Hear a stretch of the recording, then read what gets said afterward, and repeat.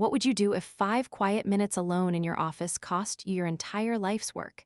This is how you fight back when playing fair is no longer an option.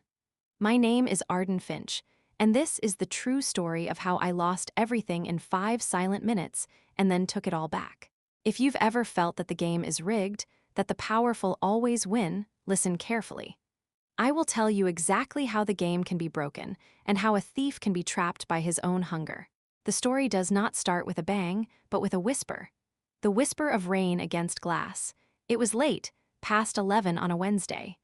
Rain tapped a quiet rhythm against the windows of my office on the 15th floor of the Finch Future Designs building. The sound usually calmed me. That night, it felt like a clock ticking down. On my computer screen glowed the most beautiful thing I had ever made, Project Atlas. For 2 long years, Atlas was my life. It was not just another city plan. It was a living, breathing dream. I designed a neighborhood that would heal the land it stood on. The park had special soil that could break down plastic waste. The pathways cleaned rainwater and fed it to community gardens.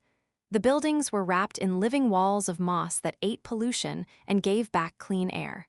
I designed homes where people could thrive, connected to nature and to each other. It was my heart and soul turned into lines and colors on a screen. My small company had done the impossible. We had won a contest against 3 giant firms. Our client, Northwest Living, promised they wanted something revolutionary for an old, empty lot in Portland. This was my chance to prove that building a better world could also be good business. That night, I was putting the final polish on the presentation. I saved the master file. Atlas Final. My finger moved to click the button that would send it to the client's secure portal. I stopped. A last-minute worry popped into my head. The legal contract for the project had a tricky section about risk. I remembered an old contract from years ago, the Carter Green deal, that had perfect wording for it. That paper contract was in the archive room down the hall. My phone buzzed on the desk. A low battery warning flashed, 2%. I plugged it into the charger. For a second, the screen glowed, a text from my sister, a photo of my team laughing at a picnic. Then the screen went dark again. I stood up and walked out of my office. The hallway was dark and quiet. The motion sensor lights flickered on as I walked toward the archive room. The door sighed when I opened it. The room smelled of old paper and dust. Rows of gray boxes stood on metal shelves, each labeled with a year and a client's name. I found the box for 2018. It was heavy. I lifted it onto a small table in the middle of the room. I flipped through the folders inside. Andrew's project. Baxter subdivision. There, Carter Green rezoning. I pulled out the thick folder. As I did, a stack of old, yellowed papers clipped to the back came loose. They fluttered to the floor like falling leaves. I sighed, knelt down, and began gathering them, old notes, printouts from a different time. It was a small mess. It took me 5 minutes to put the papers back, find the clause I needed in the contract, and return the box to the shelf. 5 quiet minutes. I walked back to my office. Everything was just as I had left it. The soft hum of my computer. The gentle tap of rain on the window. My phone sat peacefully on the desk, charging, now at 7%. I placed the Carter file next to my keyboard and sat down. A calm, sure feeling washed over me.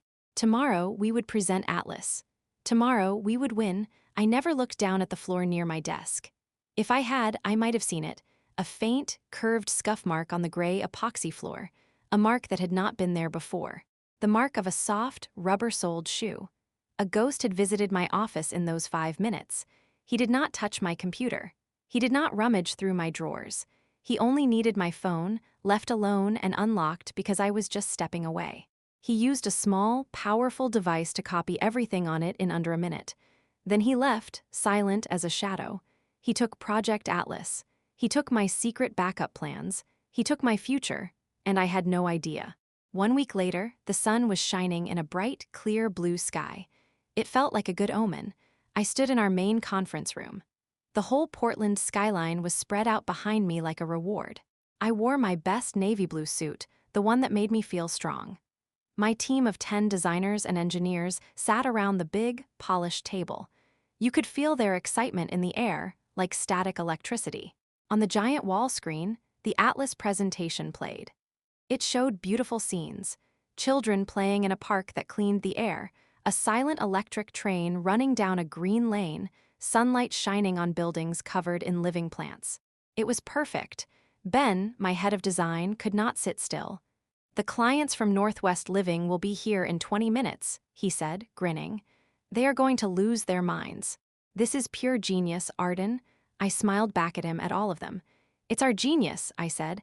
"Every one of you built this." My phone, now fully charged, buzzed softly on the table. A text flashed from my lawyer and old friend, David Chen. It read, "Contracts are locked and loaded, ready for signature after the presentation. Let's make history, history." The word fizzed in my blood like champagne. Right on time, the clients arrived. 3 men and 2 women in elegant, understated suits. We shook hands. Their smiles were polite and professional. For 45 minutes, I took them on a journey through Atlas. I didn't just talk about how it looked. I talked about the science, the air quality numbers, the cost savings from the clean water system, how the community would grow and thrive. I watched their faces closely. I saw nods. I saw them leaning forward in their chairs. The leader of their group was Evelyn Shaw, a woman known for being tough and brilliant.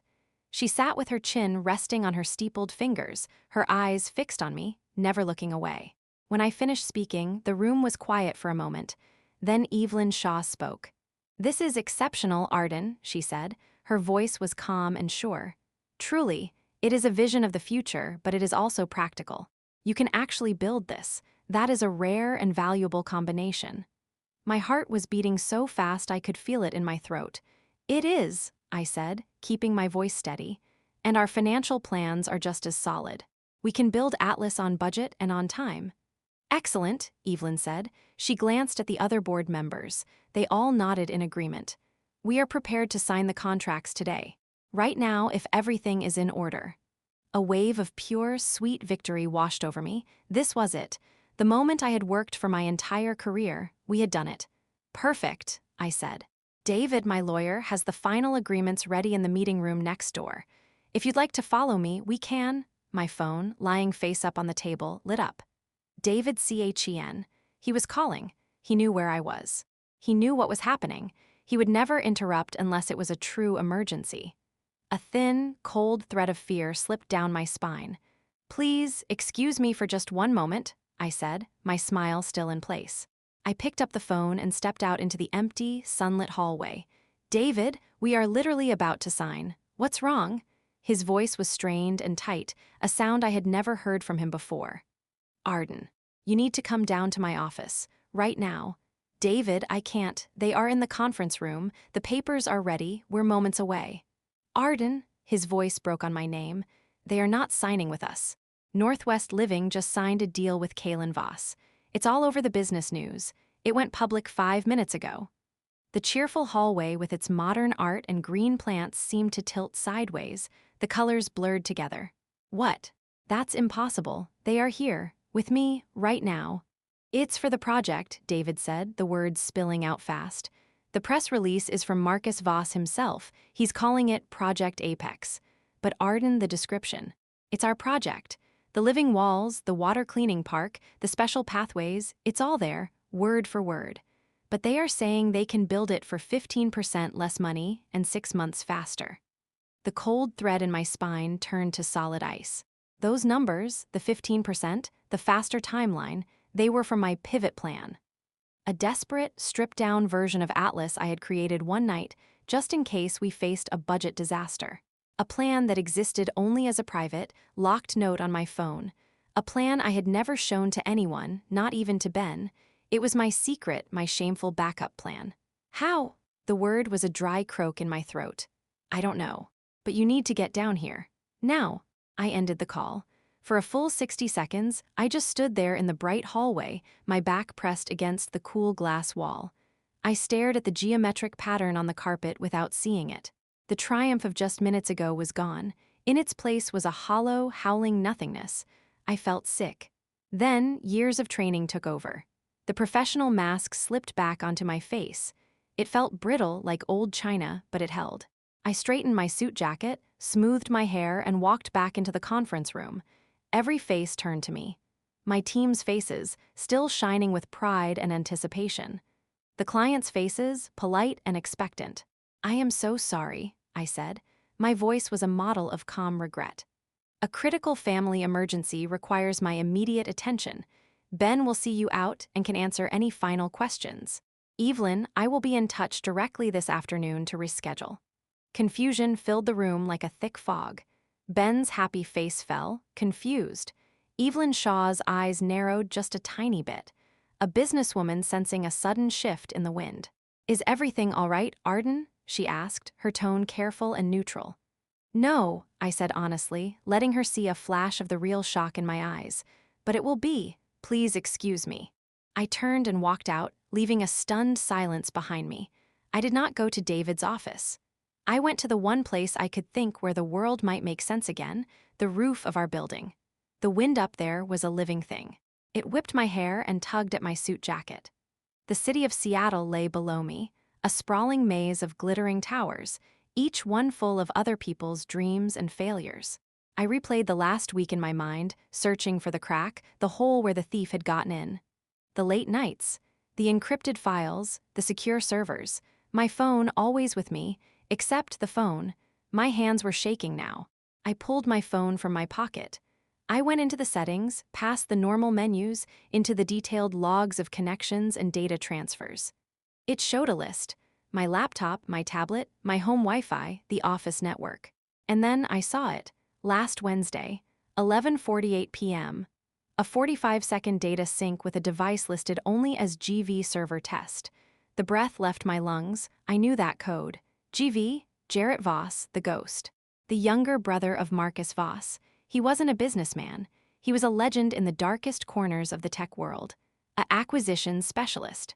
A polite term for a corporate spy who was so good he left no traces. A hacker who liked to walk into buildings to do his work, because physical access was the one thing no digital firewall could stop. He had been here, in my office. In the 5 minutes I was in the archive room. He had used some sleek, portable machine to force his way into my phone. He had taken Atlas. He had taken my private pivot plan. He had taken my future, and he had done it while standing over my dying peace lily. The anger that rose in me then was not a hot, shouting rage. It was a deep, sub-zero cold that settled into my bones. It froze the panic solid. It turned my shock and fear into something hard, sharp, and crystal clear. This was not a simple business loss. This was a violation. Marcus Voss hadn't just stolen a project. He had stolen my voice. He had stolen 2 years of my team's sweat and passion. He had stolen our company's credibility. He had looked at something built with hope and care, something meant to heal, and had decided it was simply his for the taking. He thought I was a small obstacle, a minor bump in his road to more money, more power, more fame. I looked out at the indifferent cityscape, the cold wind drying the first hot, furious tears on my cheeks. No, I said to the skyline, my voice swallowed by the wind. You picked the wrong woman to rob. The next morning, I gathered my team in the same conference room. The bright sun was gone, replaced by a flat, gray sky that matched our mood. I told them the bare, ugly truth. Kalen Voss had somehow copied our work and undercut us with our own secret numbers. I watched their faces. First, there was shock. Then, the shock curdled into hot anger. Finally, the anger faded, leaving behind a crushing, heavy despair. I looked at Ben, who had sketched the first concepts. I looked at young Chloe, who had cried happy tears when we won the bid. I looked at quiet Samir, who had engineered the whole water system. I saw their faith in fairness crumbling to dust. We will fight this, I promised them, my voice strong and sure. It was a lie. I knew it even as I said the words. Later, in David's office, he laid out the hopeless reality. The device log is a clue, not proof, he said, rubbing his tired eyes. GV server test could be anything, a glitch, a random hotspot. We have zero proof Jarrett Voss was in the building. I checked. The security camera footage from that hallway and the lobby is on a 72-hour loop. It's been recorded over twice since last Wednesday. Marcus Voss will have his stolen files hidden behind 10 layers of shell companies and legal tricks. To force him to show his records, we would need proof we can't get without a court order. It's a perfect circle. It would take years and millions of dollars we don't have, Arden. I sat very still, watching the rain start to fall again outside his window. Then we don't fight him in the courtroom. David looked up, worried. What do you mean? We fight him on his own battlefield. He is a thief. His instinct is to take what he wants. So we will give him something he wants. Something so bright, so shiny, so revolutionary that he cannot look away. We will make it impossible for him to resist. Arden, that sounds like entrapment. It's a dangerous legal gray area, and it's not you. It is not entrapment if he chooses, all by himself, driven by his own greed, to commit a crime, I said. The plan was already forming in my mind, in the clear, cold space where my hope used to be. It was an architectural plan, but for a trap. We are just going to leave the door to the vault wide open. He is the one who has to walk through it and grab the treasure. We will just be there, watching, documenting every single step he takes. I announced a leave of absence from my own company. I told my team, my family, even David, that I was going to my family's remote cabin in the San Juan Islands. I said I needed to grieve and heal. It was all a lie.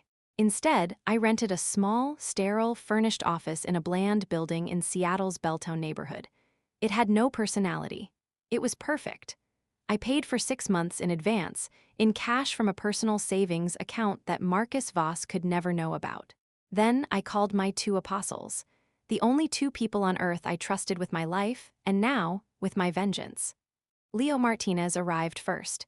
He is a mountain of a man, usually dressed in a rumpled hoodie covered in cartoon dinosaurs. He is my oldest friend, a programming genius who speaks in code and understands computer security like other people understand music. He dropped a heavy backpack full of strange electronics with a thud. "You said code red," he said, his normally cheerful face serious and grim. "I'm here. Who are we burning down, and how hot do you want the fire?" The second was Maya Santos, former military intelligence, now the head of security for Finch Future Designs. She is compact, fierce, with eyes that notice everything and a calm that feels dangerous. She carried only a slim leather notebook and a thermos of black coffee.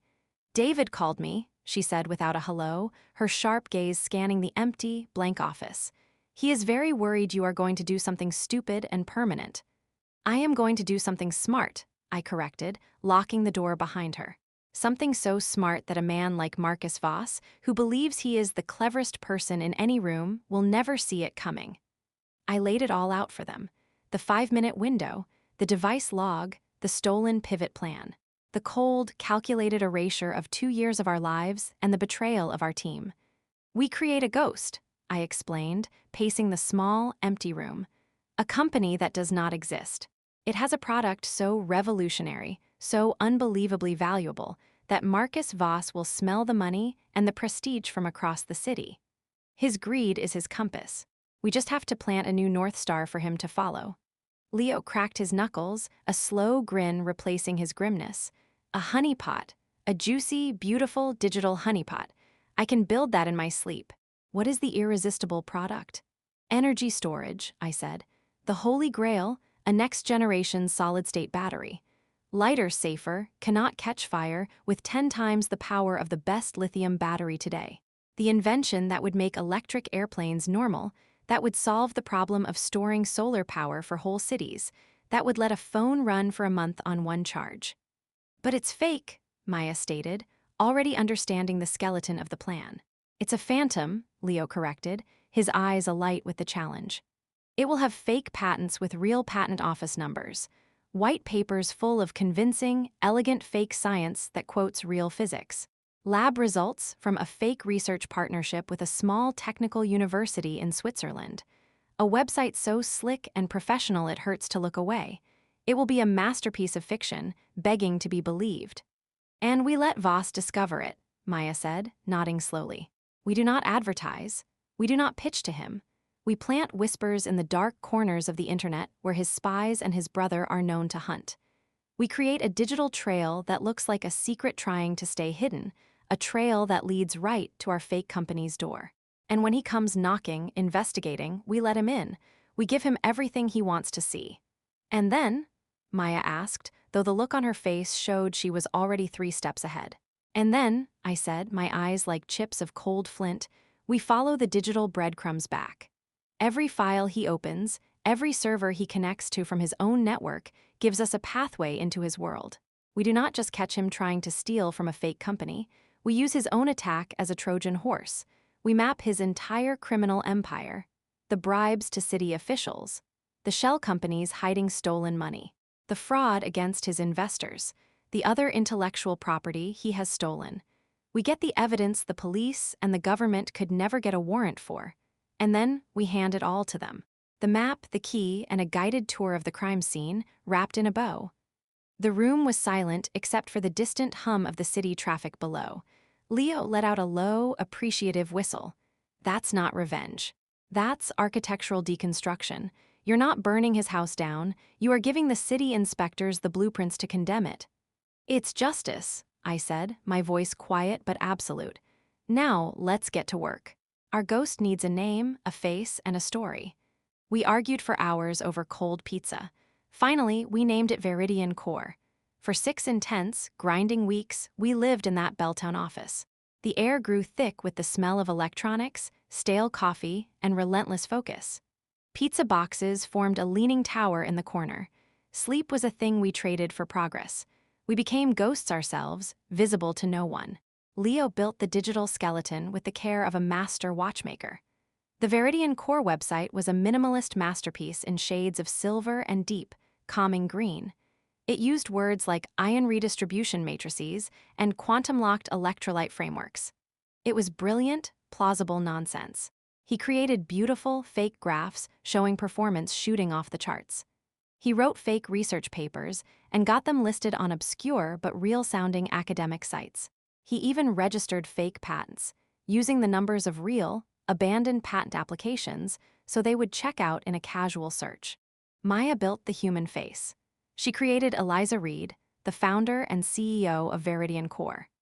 Eliza was a Stanford PhD in materials science, a reclusive, idealistic genius who had left a high-paying corporate job to pursue her clean energy vision with a small, trusted team. Maya gave her a full history. A dissertation, old conference presentations, a LinkedIn profile with a carefully curated network of other fake researchers and green tech fans. Maya gave Eliza a voice, cautious, intellectually proud, deeply suspicious of big corporations, and fiercely protective of her life's work. She was a digital puppet, and Maya pulled the strings with sniper-like precision, planting Eliza's opinions in carefully chosen online forums and private chat groups. My job was the architecture and the psychology. I designed the trap's mechanics, and I studied the prey. I read every interview Marcus Voss had ever given. I read every report his company ever sent to investors. I learned his patterns, his favorite words. His vanity was enormous. He loved being called a futurist and a disruptor. He was famously impatient, but underneath the polished surface, I saw a deep insecurity. He needed to be seen as a true genius, not just a rich man. He needed to be the one who saw the future. Stealing a world-changing battery wouldn't just make him richer. It would let him claim he had the vision to recognize and capture genius. It would feed his ego in a way money alone could not. That, I decided, was the real hook. He doesn't just want to win, I told Leo and Maya one late night, my finger tapping a magazine cover with Voss's handsome, smiling face. He wants to be worshipped as a prophet. Our ghost isn't just selling a battery, it's selling him a legacy. He will think he's taking it, but he will be swallowing the hook. We planted the seeds with exquisite, patient care. A mysterious user named Quantum Garden asked a highly technical question about battery chemistry on an expert forum, hinting at Veridian-like stability. Days later, a leaked abstract of a Veridian Core white paper appeared as a broken link in the comments of an obscure tech blog.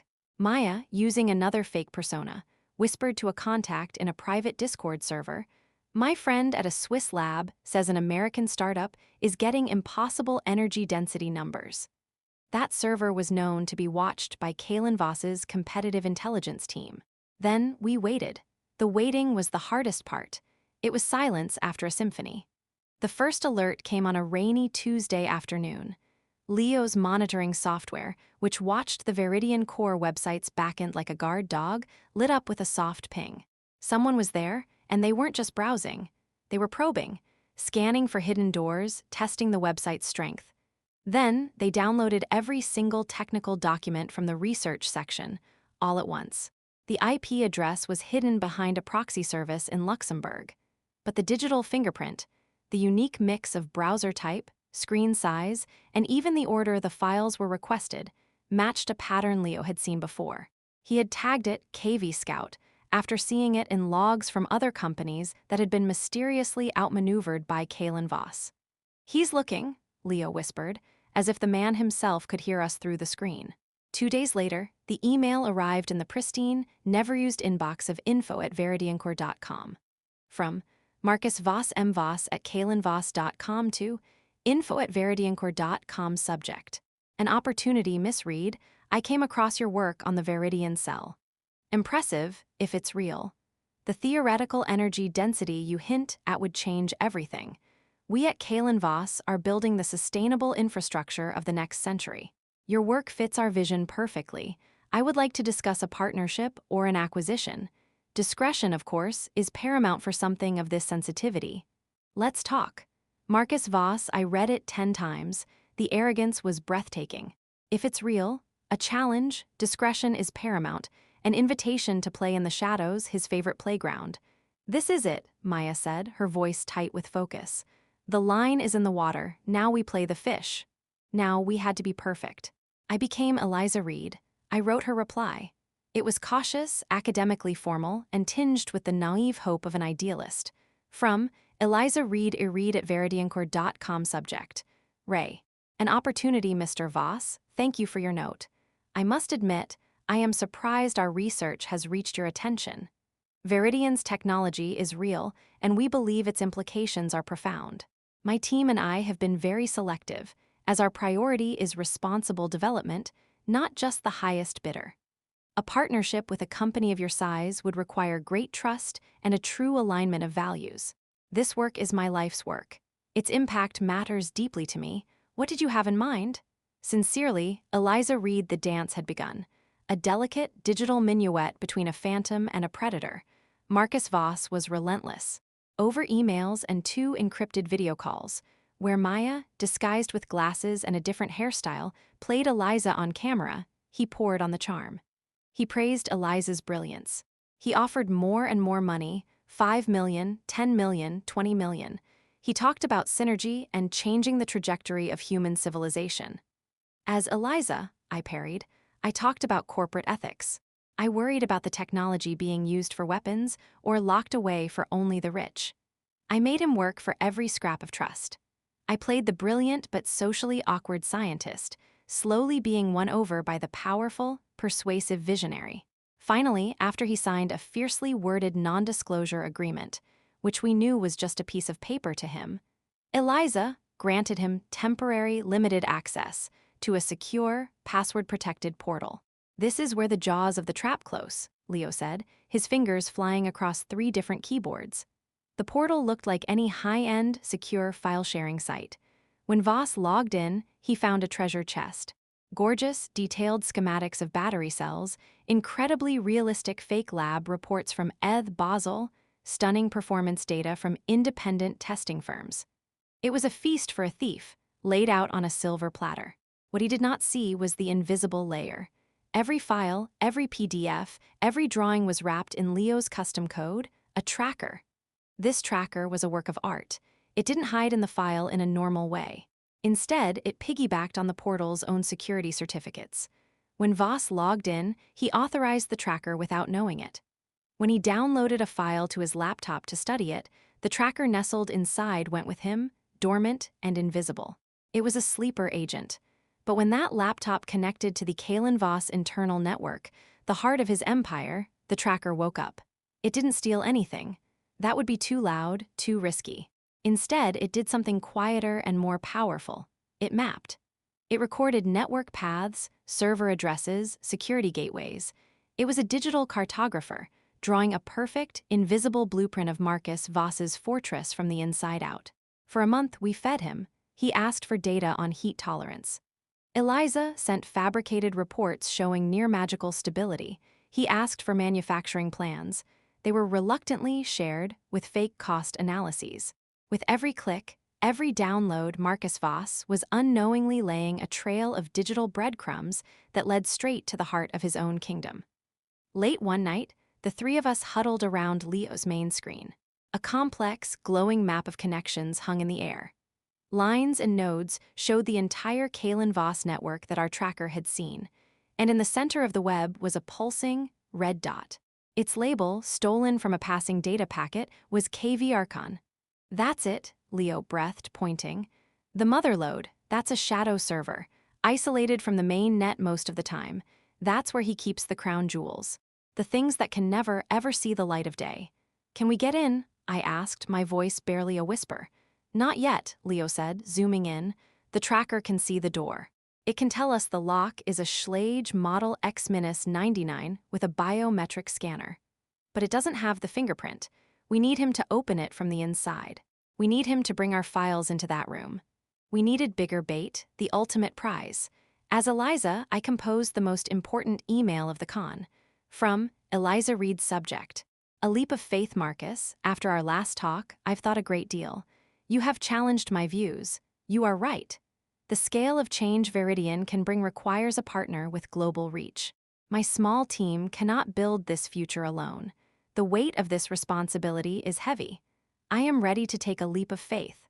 I am prepared to share the core architecture files, the foundational code, and molecular specs for the Viridian matrix.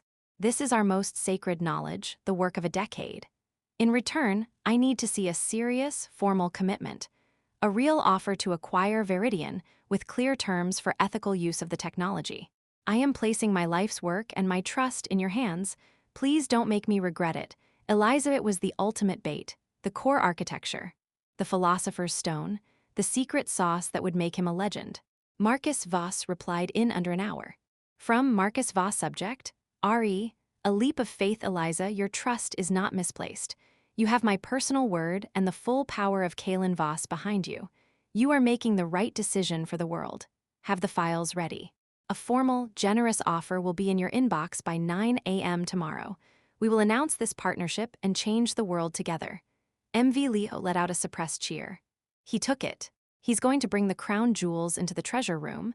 He has to verify they're real before he writes that giant check. The next morning, at 8:58 a.m., the offer arrived. $22 million up front. A seat on the Kalen Voss board for Eliza Reed. A joint press conference. And at the same moment, our tracker sent its final, most precious signal. Marcus Voss had not only accessed the Viridian core architecture folder, he had done so from a terminal with a direct, physical cable link to the KV Archon server cluster. The vault door was open. Our sleeper agent was inside. "Now," Leo said, his face a mask of total focus, his fingers a blur on the keys. "While he's in there, validating our beautiful, beautiful lies, we follow his shadow in." Using the precise network pathways and login handshakes the tracker had recorded, Leo initiated a silent, reverse connection. It wasn't an attack. It was a ghost, slipping in behind Voss's own authorized session, borrowing his keys. For 15 critical minutes, we had a live, read-only window into the directory of the KV Archon server. What we saw scrolling across Leo's screen stole the very air from the room. It was a library of crime. Folders with clear, chilling labels: Portland Planning Counselor Incentives, Seattle Waterfront Union Facilitator, Denver Transit Environmental Waiver. There were spreadsheets of kickbacks, coded names, offshore account numbers in the Cayman Islands, PDFs of forged engineering reports, contracts for market research that were payments for stolen data. A whole directory named IP Acquisition Non-Traditional listed dozens of projects and companies. We saw our own entry, Finch/Atlas. The scale was staggering. This wasn't just about stealing one green project. This was a system, a business model built on theft, bribery, and fraud, poisoning cities across the country. "They didn't just outbid us," Maya said, her voice low and icy with a fury that matched mine. "They bribed the planning committee to ignore the better environmental specs in our proposal. The competition was rigged before we even submitted our final drawings."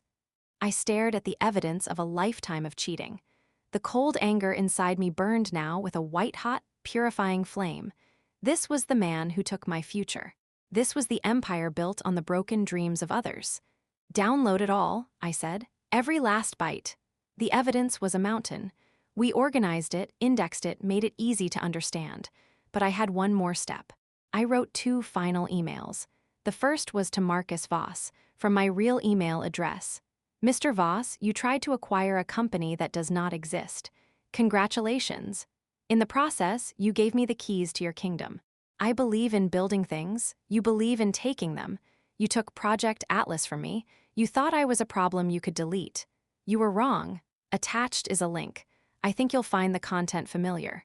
I have also sent this link, and all the files from your KVRCon server to the Securities and Exchange Commission, the FBI's Financial Crimes Unit, the Oregon State Attorney General, the Seattle Times, and the Wall Street Journal. I hear the discovery process in federal court is very thorough. The waiting must be hard. Welcome to the future you built. Arden Finch. The link led to a simple, elegant page. On it, a video player showed a silent, endless loop. It was just text, scrolling slowly downward. It was the list of file names from his own secret server, a visual heartbeat of his crimes. The second email was to Evelyn Shaw at Northwest Living. It was shorter and contained only the files that showed the bribes related to our Atlas project. Evelyn, this is why we lost. This was the advantage Kaylin Voss had. The attached evidence is now with the authorities. I built Atlas with integrity. That should have been our advantage. I hope you remember that. Arden. I hit send on both emails at exactly 8 a.m. Then we waited. We sat in our quiet, rented office, the three of us, watching the news on a silent television. It broke at 9:15 a.m. The news anchor's face was stern. A graphic behind her read, Major Corporate Scandal. The banner at the bottom of the screen said, FBI raids Kaylin Voss, CEO arrested. The screen cut to footage outside the shiny Kaylin Voss Tower. Marcus Voss was being led out by two agents. His hands were cuffed behind his back. His perfect silver hair was disheveled. His face was a frozen mask of absolute, furious disbelief. Behind him, his brother Jarrett shuffled along, a hoodie pulled over his head. I felt nothing. No cheer, no shout of victory. Just a vast, quiet emptiness. The cold fire had burned out, leaving only ash. My phone rang. It was Evelyn Shaw. Arden, her voice was heavy. We've seen the news. The board is in an emergency meeting. Our deal with Kaylin Voss is null and void. We are appalled, and we are in your debt. I don't want your debt, Evelyn, I said. I wanted a fair shot. You have more than a shot, she said, conviction returning to her voice. The board wants to meet with you. Today, Project Atlas is yours, on your original terms, no new bidding, no more games. I looked at Leo and Maya. Leo's eyes were shiny. He gave me a wobbly thumbs up. Maya nodded once, a small, hard, satisfied smile touching her lips. Send me the time and place, I said. We'll be there. I walked back into the Finch Future Designs office a week later. My team gathered around, their faces a mix of awe, confusion, and relief. I did not tell them about Veridian Core, about the hack, about the Belltown office. I told them the truth had come out, that justice had been served, and that Atlas was ours again. The celebration was quieter this time. The joy was real, but it was wiser, tempered by the knowledge of how easily it could all have been lost forever. Later, in my own office, I placed a simple silver frame on my desk. Inside was not a picture, but a printed copy of the first email Marcus Voss ever sent to Eliza Reed. Impressive, if it's real, it was my reminder. A monument to the cost of winning and to the architecture of corruption. My phone buzzed. A text from Maya, full security audit complete. New protocols are active, physical keys for the server room. No more phones left unattended ever. I texted back, thank you. Another text from Leo. The Veridian Core website now shows a 404 error. The ghost is laid to rest.